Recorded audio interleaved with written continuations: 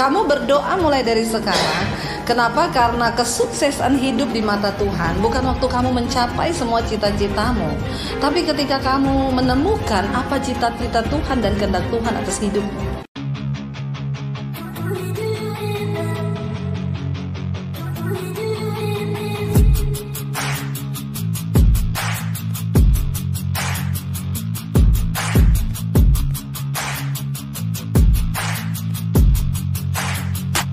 Selamat datang di channel Bela Kebenaran.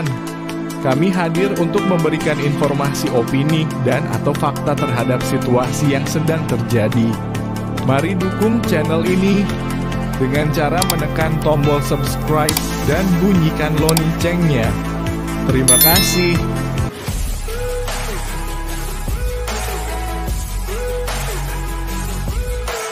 Terima kasih Tuhan, urapi hamba-Mu yang tidak ada apa-apanya, urapi setiap kami. Dalam nama Yesus kami buka hati bagi firman-Mu yang percaya Tuhan di tengah kita memberkati kita. Katakan bersama. Amin. Amin. Silakan duduk. Bapak Ibu yang terkasih, Shalom. Haleluya. Tadi yang berulang tahun sudah umur berapa? 32. Kalau Alkitab berkata umur manusia itu cuma sampai 70. Ya, ada yang sampai 80, tapi masa efektif itu, ya kata firman Tuhan, 70 itu juga sudah sakit penyakit dan penderitaan. 32 kalau sampai 70 berarti berapa lagi sisa umurnya? Ya. Saya mengajak saudara untuk merenungkan ya jalan-jalan hidup kita ya, supaya kita ini membuka mata kita, membuka hati kita, bahwa kita nggak punya cukup banyak waktu untuk bermain-main dengan hidup ini, amin. Karena sebagian orang berpikir dia hanya lahir, lalu besar, lalu bekerja, lalu tua, lalu mati. Apakah sesimpel itu hidup kita? Dan begitu betapa sia-sianya kalau kita menghabiskan waktu-waktu hidup kita ini tidak sesuai dengan kehendak dan rencana Tuhan. Amin. Amin. Saya pengen tanya dulu, berapa banyak di sini yang sudah yakin bahwa engkau sudah memilih jalan hidup yang benar di dalam Tuhan? Yang udah yakin aja, jangan ikut-ikutan loh. Kalau belum yakin jangan ikut angkat tangan. Ya. Mungkin bagi sebagian saudara berpikir, loh maksudnya jalan hidup yang benar itu bagaimana? Anak saya bilang sama saya gini, Mami, ya aku itu nggak tahu kenapa ya guruku itu pilih kasih, Mam. Dia kasih nilai sama teman-temanku bahkan yang tidak pernah ngumpulin tugas itu nilainya tinggi. Sementara aku, Mam, yang udah ngumpulin tugas, kenapa nilaiku dikasih rendah? Saya bilang sama anak saya, tidak usah berkecil hati, karena yang menentukan hidupmu itu bukan nilai dari sekolah. Kamu berdoa mulai dari sekarang. Kenapa? Karena kesuksesan hidup di mata Tuhan bukan waktu kamu mencapai semua cita-citamu, tapi ketika kamu menemukan apa cita-cita Tuhan dan kehendak Tuhan atas hidupmu. Amin. Tapi tidak banyak orang yang menyadari hal ini, bahkan yang beragama Kristen, yang berkata percaya Tuhan. Sebagian orang merancangkan, sebagian orang merencanakan kehidupannya itu dengan matang. Ada orang-orang tertentu yang merancangkan kehidupannya sangat matang, bahkan dari kecil orang tuanya sudah merancangkan. Makanya dari kecil diikuti kursus ini, kursus itu, kursus ini, pokoknya supaya dia pikir jalan hidupmu itu yang terbaik lah ya. Tapi ada juga sebagian orang yang hidupnya itu asal-asalan aja. Ya pokoknya seperti angin membawa kemana saya ada ya begitu. Nah saudara, hari ini termasuk yang mana? Apakah Anda termasuk yang merencanakan dengan matang atau yang sekedar hidup aja? Biar ini menjadi perenungan kita, karena ini serius. Ada banyak orang lupa bahwa nafas hidup, waktu hidup yang diberi itu terlalu singkat untuk disia-siakan, apalagi untuk hidup dalam dosa. Kita sudah baik aja belum tentu benar loh di hadapan Tuhan, apalagi memang tidak baik. Nah hari ini saya mencoba, mari kita semua, saudara, hari-hari ini tuh saya konseling orang itu, banyak banget orang Kristen yang salah jalan. Baik dalam usaha, dalam pekerjaan, dalam pernikahan, yang salah pilih jodoh. Di sini ada yang salah pilih jodoh? Tidak usah angkat tangan. Bisa hubungi nomor saya di bawah ini. Ya, yang belum menikah berapa banyak? Yang belum menikah? Ya, haleluya. Puji Tuhan, gak apa-apa. Yang jomblo angkat tangan. Ya, jangan hidup jomblo ya, jangan malu dibilang jomblo, beneran. Mending jomblo tapi happy. Langsung ya, Hidup jomblo daripada udah nikah tapi nggak happy karena salah memilih. Maka hari ini saya mau bilang berbahagialah buat yang masih jomblo. Ya, karena engkau ya, tapi jangan terlalu bahagia juga ya. Kenapa? Di bawah 30 tahun tuh jodoh di tangan Tuhan, di atas 30 tahun Tuhan lepas tangan. Jadi jangan kelamaan juga. Ya, sudah ya. Nanti dibicarakan lagi ya. Artinya apa saudara? Karena saya terlalu banyak hari-hari ini terima konseling orang yang mau bercerai. Kenapa Bu? Kayaknya saya salah pilih jodoh. Ya, kenapa salah pilih jodoh? Nah, kenapa manusia itu tidak berbahagia dalam hidupnya? Karena dia salah pilih jalan. Saudara tahu kenapa Alkitab itu ada buat kita? Kenapa kita harus baca firman? Saudara tahu untuk apa? Supaya jalan hidup kita tidak menyimpang kan? Tapi kan sayangnya banyak orang Kristen itu yang menganggap itu cuma biasa. Padahal semua saudara jalan hidup kita itu ditentukan oleh firman. Satu kali ada orang konseling sama saya, Bu, saya sama suami itu tidak bahagia pernikahan kami. Kenapa? Saya bilang, ya pokoknya kita itu ya sekarang tuh suami saya dingin, cuek sama saya. Lalu saya tanya yang pertama, saya bilang sebuah hubungan itu dibangun atas dasar komunikasi. Karena waktu komunikasi rusak maka rusak segalanya. Saya mau tanya, komunikasi dengan suami itu bagaimana? Seberapa sering berkomunikasi? Sehari itu sering ngomong gak? Aduh Bu, kan kita pisah kota. Oh, tinggalnya pisah kota suami istri? Iya. Udah berapa lama pisah kotanya? Sejak pertama kali menikah. Saya tanya, kenapa nikah? Tapi waktu mau menikah udah konseling sama pendeta. Udah Bu, sama pendeta kami di gereja. Udah ngomong bahwa kalian setelah menikah akan berpisah kota. Sudah Bu. Karena Alkitab berkata, orang menikah itu meninggalkan keluarganya bersatu dengan istri atau suami. Tidak ada ayat yang berkata meninggalkan keluarganya lalu berpisah dengan suami dan istrinya. Itu melanggar firman. Ya, saya tidak heran kalau sekarang kalian mau bercerai.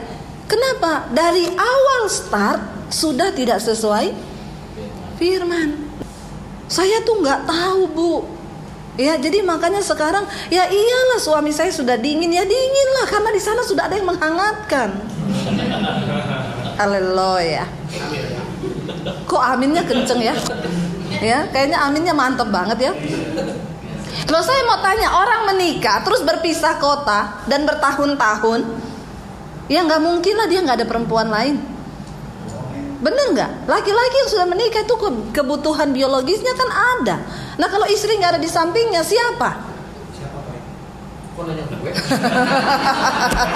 Tolong jangan saling menuduh dan jangan saling menghakimi ya. Di dalam hati saja angkat tangannya. Kalau ngomong gini kok semangat ya. Jadi saudara, kenapa terjadi kekacauan dalam hidup manusia? Karena engkau itu tidak menurut kepada firman. Saya sudah melihat banyak kekacauan terjadi karena nggak mau turuti jalan Tuhan. Lalu ada sebagian lagi yang bertanya, oke Bu, sekarang saya menurut jalan Tuhan, Ibu, gimana caranya saya bisa ngerti jalan Tuhan itu gimana? Ya, ini pertanyaan bagus, setidaknya dia masih rindu mengerti. Dan saudara yang hari ini sama sekali nggak pernah berpikir tentang hal ini, mulailah berpikir, amin. Jangan sombong dengan engkau hidup bikin jalan sendiri, engkau pikir bahwa hidupmu itu engkau yang menguasai. Saudara maaf ya, bahkan untuk menentukan mati pun kita itu kapan nggak ada pun satu pun yang kita tahu. Dan kita semua berharap hidup ini baik-baik saja. Tapi ketika sesuatu yang tidak baik terjadi, kita nggak bisa pegang kendali atas hidup kita. Kenapa kita harus ikuti jalan Tuhan? Karena kita ini memang makhluk yang lemah. Kita butuh sesuatu yang berkuasa. Bagaimana caranya mengetahui? Yuk kita buka Mazmur 25 ayat 9 berkata begini. Mazmur 29 ayat yang kelima, kita baca sama-sama. Ya kalau sudah dapat 1, 2, 3. Ia membimbing orang-orang yang rendah hati menurut apa? Hukum. Dan ia mengajarkan jalannya kepada orang-orang yang rendah hati. Ayat 10, segala jalan Tuhan adalah kasih setia dan kebenaran bagi orang-orang yang berpegang pada perjanjiannya dan peringatan-peringatannya. Ya, siapa yang mau hidup ini terhindar dari banyak masalah? Ya, semua mau masalah. Ya, kita semua pasti kan pengen ya saudara. Nah di sini dikatakan saudara, ya jalan Tuhan itu kasih setia dan kebenaran bagi orang yang mau berpegang. Jangan bawa dirimu dalam pencobaan dengan engkau tidak mau menuruti firman Tuhan. Mari kita menurut pada firman. Di sini dikatakan begini ayat yang ke-9, ia membimbing orang yang rendah hati menurut hukum. Apa itu hukum? Ya, hukum yang memerdekakan orang yaitu firman Tuhan. Hukum tertinggi dalam hidup kita itu apa saudara? Firman. Ya, ketika kita mau melakukan hukum di sini dikatakan ya, ia membimbing orang yang rendah hati menurut hukum. Apa orang yang rendah hati itu? Orang yang mau hidupnya selalu bergantung pada Tuhan. Maaf ya, engkau tidak bergantung pada Tuhan, hidupmu dengan sombong, engkau pikir engkau bisa mengatur segala hal. Saudara, kita itu jangan hidup dengan sombong di hadapan Tuhan. Dengan apa? Dengan sikap kita yang merasa kita nggak butuh Tuhan. Ya, engkau tidak mau sungguh-sungguh menghormati Tuhan dengan menuruti firman-Nya, itu engkau sombong di hadapan Tuhan. Dan orang-orang model begini tidak akan pernah bisa memahami jalan Tuhan. Banyak orang itu datang kepada saya cuma tanya, Bu, tolong doakan dong Bu, bagaimana supaya bisnis saya bisa berhasil. Saya bilang nggak bisa Pak. Jangan main judi dengan Tuhan. Tuhan itu gak bisa kita rekayasa. Bagaimana supaya Bapak bisa tahu jalan Tuhan? Bangun hubungan yang intim dengan Tuhan. Melalui apa? Ngerti hati Tuhan. Hati Tuhan itu apa? Firman. Nah saya temui sekarang di lapangan orang Kristen mau bercerai, rumah tangga ribut. Kenapa? Salah pilih pasangan. Ada yang punya pasangan pendeta sekalipun saudara. Bu, suami saya selingkuh Bu, padahal dia pendeta. Apakah menentukan status pendeta? Enggak. Ya, bukan pendeta yang masuk surga. Tuhan cari orang-orang yang hidup takut akan Dia. Bagaimana takut akan Dia? Engkau turuti firman-Nya yuk saudara. Ya, bukan yang lain. Tuhan itu nggak bisa direkayasa. Kita datang sogok, ya bawa duit sama hamba Tuhan atau apa, nggak bisa. Engkau ngasih persembahan, engkau tukarkan ya berkat Tuhan itu dengan persembahanmu, nggak bisa. Tuhan berurusan pribadi dengan hidupmu. Untuk rencananya digenapi, engkau nggak bisa suruh pendeta wakili. Makanya saya tuh orang-orang masuk, Ibu doakan saya ya Bu, doa supaya apa? Supaya dapat jodoh yang terbaik. Doa yang paling mujarab doamu sendiri. Karena Alkitab berkata doa orang benar itu besar kuasanya. Ya, saya nggak mungkin mendoakan engkau. Kenapa? Ya saya juga terbatas. Ya, dan mana mungkin Tuhan mendengarkan doa saya kalau kamu sendiri tidak hidup dalam kebenaran. Amin. Ada lagi yang Bu, doain suami saya dong Bu, supaya suami saya enak aja. Itu suaminya siapa? Kenapa suruh doakan saya suamimu? Ya, doa saya, doa tidak ada doa yang paling mujarab untuk suami selain doa dari istri. Ya, jangan doakan suami orang. Amin. Demikian juga suami, doakan istrimu. Kenapa jalan Tuhan itu sering kali kita nggak maklumi? Karena kita tidak punya cukup kerendahan hati untuk merendahkan diri di kaki Tuhan dan berkata, aku butuh Engkau Tuhan. Aku butuh tuntunanmu. Kita ini nggak punya apa-apa saudara. Jangan merasa pintar. Saya sudah melihat di tahun-tahun ini orang-orang kaya yang punya aset ratusan miliar itu berjatuhan, tergelincir. Kenapa? Salah perhitungan. Kita nggak punya cukup kepandaian. Kita tidak punya cukup apalagi yang namanya nafas hidup. Apa yang terjadi sekarang saudara, buat saudara-saudara kita ya yang ada di Wuhan sana, mereka kena virus begitu. Ada yang bisa pegang kendali atas hidup ini? Nggak ada kan? Kalau udah kayak begitu mau ngapa? Berpasrah aja sama Tuhan kan? Kita bahkan tidak tahu apa yang akan terjadi 5 menit ke depan. Tapi ayat ini berkata, Tuhan itu memberitahukan jalan-jalannya kepada orang-orang yang hidup dengan rendah hati di hadapannya. Saya berdoa supaya kita semua hari ini mau merendahkan hati. Kunci yang pertama, rendahkan hatimu di hadapan Tuhan. Apa caranya? Setiap hari katakan, Tuhan, aku tidak bisa menjalani hidupku tanpa Tuhan. Lalu yang kedua, caranya apa saudara? Baca firman dong tiap hari. Bagaimana kita bisa tahu isi hati Tuhan? Orang kamu gak pernah baca firman. Apa itu isi hati Tuhan? Ya firman Tuhan ini. Apa yang ditulis di dalam Alkitab ini, itu isi hati Tuhan. Dia menuntun kita, memberitahukan jalan-jalannya kepada orang yang hidup takut akan Tuhan. Yang mau menikah di sini berdoa supaya Tuhan itu kasih jodoh yang terbaik. Ya, nggak peduli seburuk apapun masa lalumu, jangan engkau sesali. Ketika Tuhan mau bertindak, asal engkau mau bertobat, tidak ada perkara yang mustahil. Saya nih masa lalu saya hancur. Saya adalah sampah yang sudah dibuang. Makanya saya berpikir dulu mau bunuh diri, karena saya merasa hidup saya sudah tidak berarti. Tapi ketika saya mau bertobat, saya cuma bilang, aku mau bertobat Tuhan. Saya menyerahkan hidup saya pada Tuhan. Apa yang Tuhan buat dalam hidup saya, sampai hari ini saya cuma bisa meneteskan air mata dan berkata, Tuhan, apa yang kau lakukan buat saya itu bikin saya tercengang. Dan orang-orang di sekitar kita pun melihat perbuatan Tuhan yang ajaib lewat hidup kita. Amin. Kemarin saya terima telepon, Bu. Saya dengar khotbahnya Ibu. Jadi konseling, Bu. Saya mau pengakuan dosa. Saya nonton khotbah Ibu dengan tema akibat dosa tersembunyi. Satu kali Tuhan suruh saya bikin tema khotbah itu, lalu saya tayangkan di YouTube, saudara. Yang nonton 100.000 lebih. Dan itu saudara tahu yang konseling, karena mereka minta nomor HP, saya kasih tuh nomor HP saya. Saudara bisa bayangkan kalau yang konseling itu berapa persen saja. Tapi saya bersyukur dan saya berbahagia menerima orang-orang konseling dengan niat satu, Ibu, kami mau bertobat, kami mau kenal jalan Tuhan. Itu menyenangkan hati saya, sekalipun seringkali saya capek, saya harus balas. Ya suami saya bilang, saya cari sekretaris lah untuk balas-balas. Nggak bisa, saya bilang sama suami saya, nggak bisa. Kenapa? Untuk balas persoalan-persoalan orang-orang ini, itu butuh hikmat Tuhan.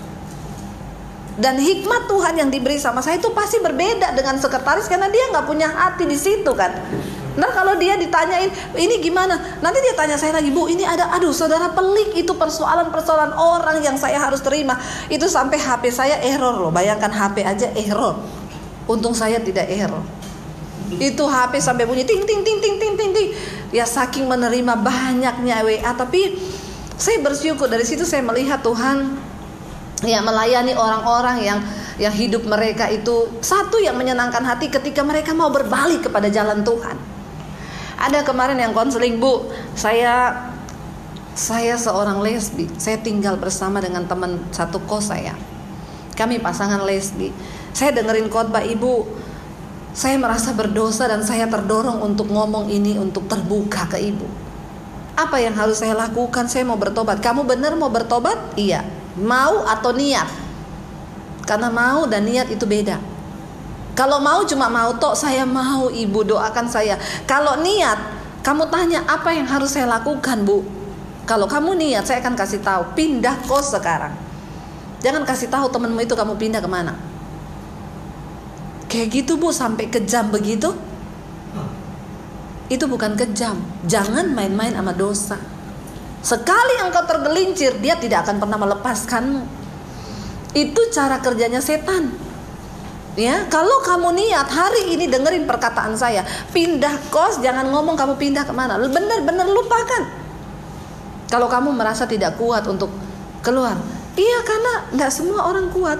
Dan saudara, saya percaya orang-orang itu semua punya kisah hidup. Di antara semua kita yang duduk di sini, saudara punya cerita yang orang lain tidak tahu. Engkau punya cerita hati yang engkau sendiri aja yang tahu dengan setan.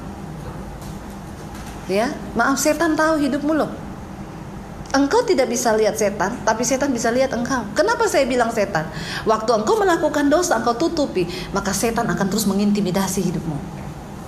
Dan engkau tidak akan tenang. Makanya saya selalu bilang, orang yang paling berbahagia di hidup ini bukan orang kaya, tapi orang yang hidup dalam kekudusan, yang hidup dalam kebenaran. Kenapa? Setan tidak bisa intimidasi kita. Setan takut sama orang yang hidup dalam kekudusan. Amin. Ya. Hari ini kalau engkau masih terikat dengan dosa, beresin.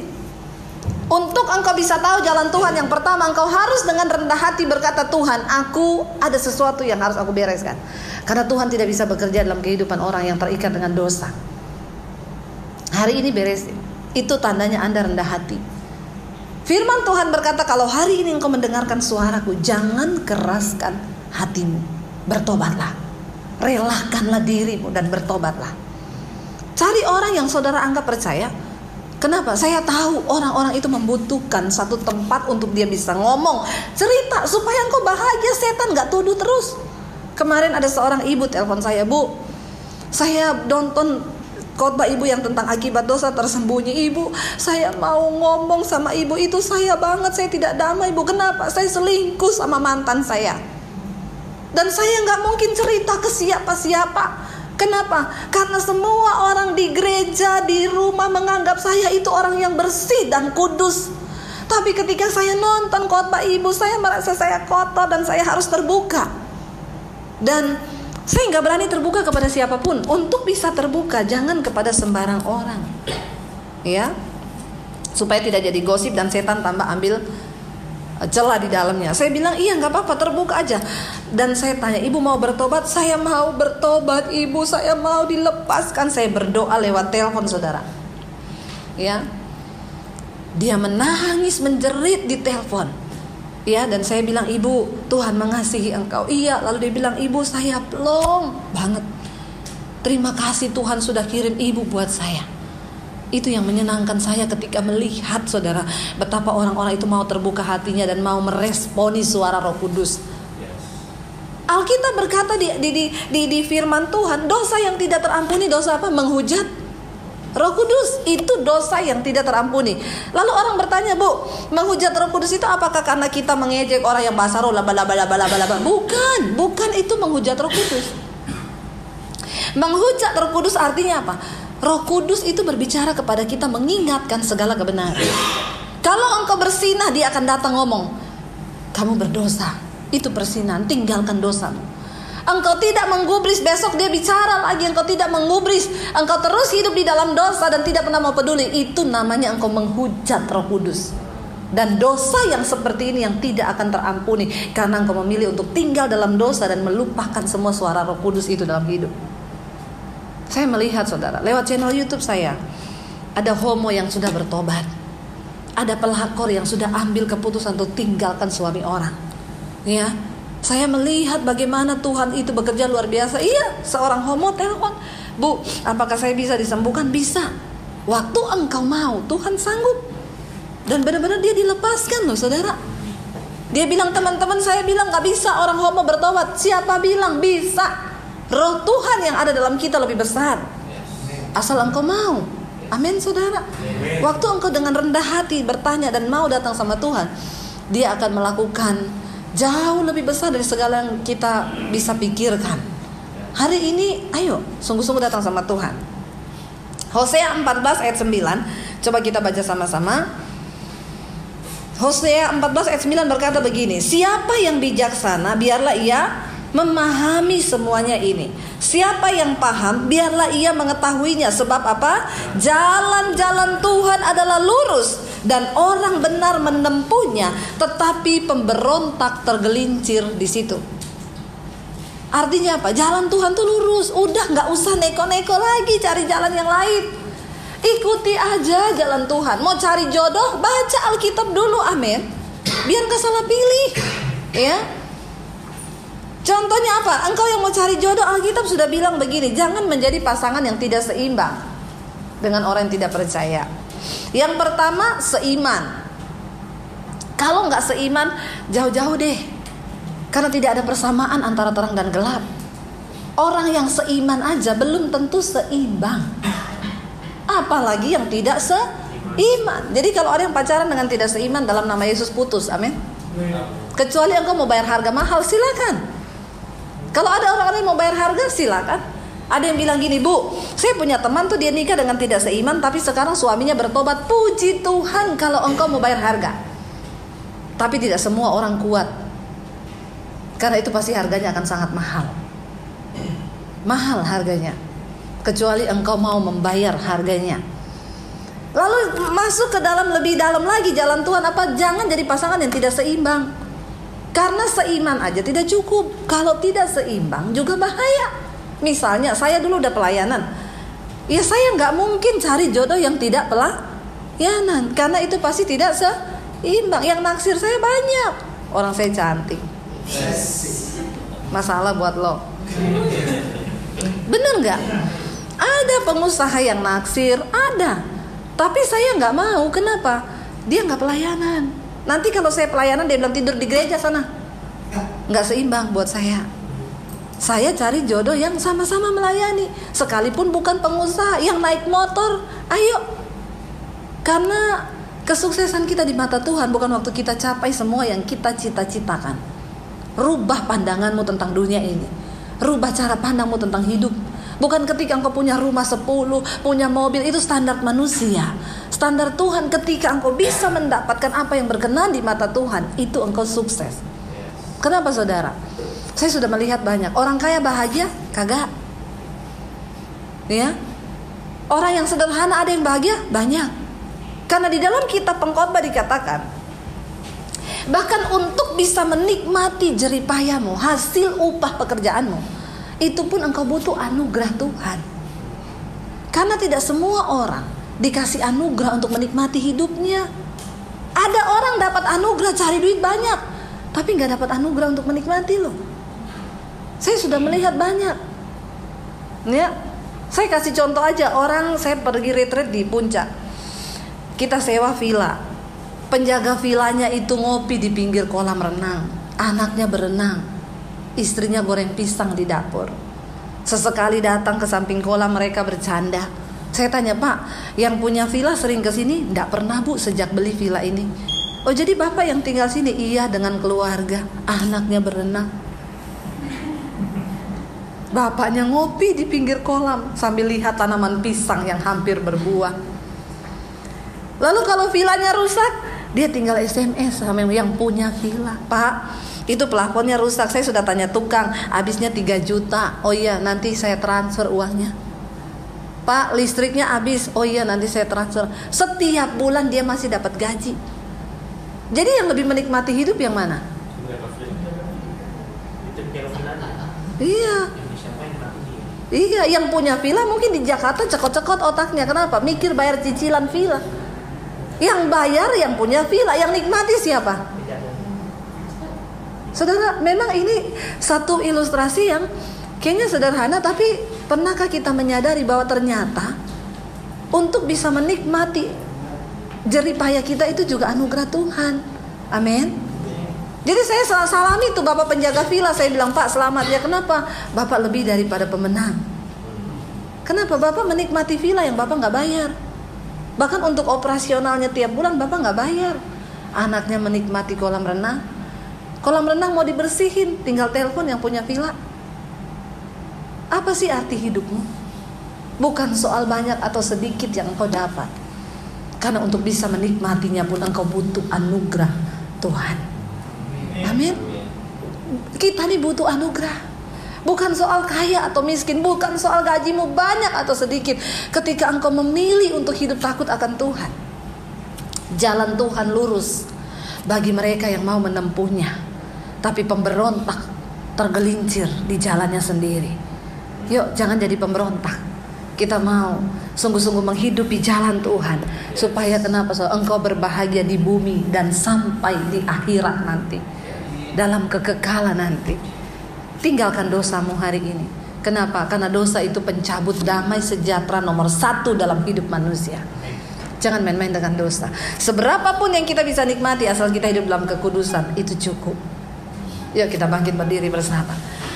Terima kasih Bapa, kami bersyukur buat siang hari ini. Engkau Tuhan yang mengajarkan kami banyak hal. Bahkan segala hal yang tidak kami pahami, yang tidak kami mengerti Tuhan. Kami butuh Tuhan dalam hidup kami. Hari ini hamba berdoa buat semua anak-anak-Mu yang hadir. Biar tidak ada satupun yang mengeraskan hati Tuhan. Semuanya mau merendahkan hati, karena orang yang rendah hati, kepada mereka lah Tuhan menunjukkan jalan-jalan yang harus ditempuh. Kami mohon pengampunan atas setiap dosa dan pelanggaran kami.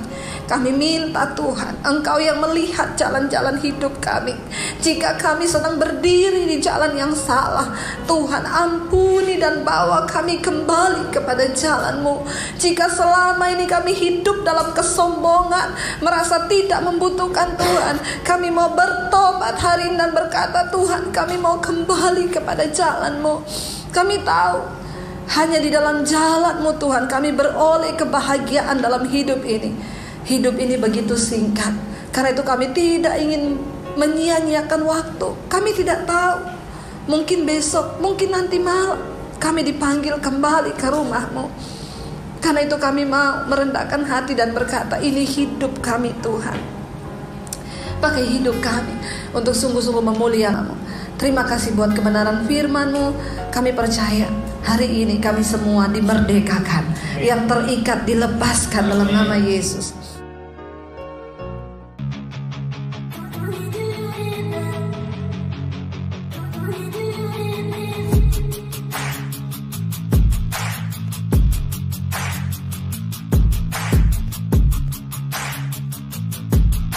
Terima kasih sahabat sudah menyaksikan tayangan kami hari ini. Tuhanlah yang membalas dan memberkati kita semua. Apabila sahabat diberkati, marilah kita dengan murah hati untuk share video ini kepada teman-teman kita yang lain, kepada grup-grup keluarga dan sebagainya. Dan jangan lupa meninggalkan komentar di bawah video ini, serta menekan tombol subscribe video kami, sehingga sahabat tidak ketinggalan video-video terbaru dari kami. Terima kasih. Tuhan Yesus memberkati kita semua. Dan dengarkanlah firman Tuhan singkat ini. Mintalah maka akan diberikan kepadamu. Carilah maka kamu akan mendapat. Ketuklah maka pintu akan dibukakan bagimu. Kita harus melakukan sesuatu sampai sesuatu itu akan terwujud atas hidup kita. Minta, cari dan ketuklah maka Tuhan pasti membukakan pintu. Lukas 18 ayat 1. Yesus mengatakan suatu perumpamaan kepada mereka untuk menegaskan bahwa mereka harus selalu berdoa dengan tidak jemu-jemu. Kita berdoa dengan tidak jemu-jemu. Terus minta maka pasti akan diberikan. Tuhan Yesus berkata, karena itu aku berkata kepadamu, apa saja yang engkau inginkan ketika engkau berdoa, percayalah bahwa engkau telah menerimanya dan engkau akan memilikinya. Amini ayat firman Tuhan ini, bahwa Tuhan pasti memberikan segala sesuatu yang kita butuhkan. Semoga Allah, sumber pengharapan, memenuhi kamu dengan segala sukacita dan damai sejahtera dalam iman kamu, supaya oleh kekuatan Roh Kudus kamu berlimpah-limpah dalam pengharapan. Terima kasih. Apabila sahabat ada komentar dan pendapat yang lain terhadap video hari ini, boleh tuliskan komentarnya, pendapatnya di kolom komentar di bawah video ini, sehingga kita boleh diskusi